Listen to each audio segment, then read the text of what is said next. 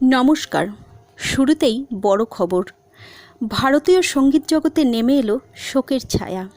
প্রয়াত হলেন সুর সম্রাজ্ঞী কিংবদন্তি প্লেব্যাক সিঙ্গার আশা ভোসলে। রবিবার ৯২ বছর বয়সে মুম্বাইয়ে শেষ নিঃশ্বাস ত্যাগ করেন তিনি। জানা গিয়েছে গত কয়েকদিন ধরেই শারীরিকভাবে অসুস্থ ছিলেন তিনি। অসুস্থ অবস্থায় হাসপাতালে ভর্তি করা হলে সেখানেই চিকিৎসাধীন অবস্থায় তার মৃত্যু হয়।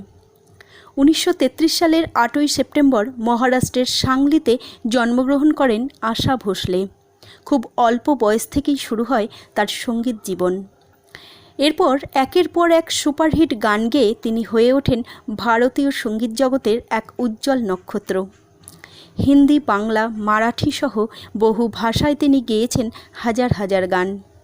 দম মারো দম, পিয়া তু আব তো আজা, চুরা লিয়া হ্যায় তুমনে, তার গাওয়া প্রতিটি গান আজও মানুষের হৃদয়ে অমর হয়ে রয়েছে। দীর্ঘ ৮ দশকেরও বেশি সময়ের কেরিয়ারে তিনি অর্জন করেছেন অসংখ্য সম্মান ও পুরস্কার।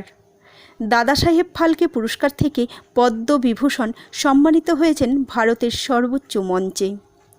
তার প্রয়াণে শোক প্রকাশ করেছেন দেশের প্রধানমন্ত্রী সহ বহু বিশিষ্ট ব্যক্তিত্ব।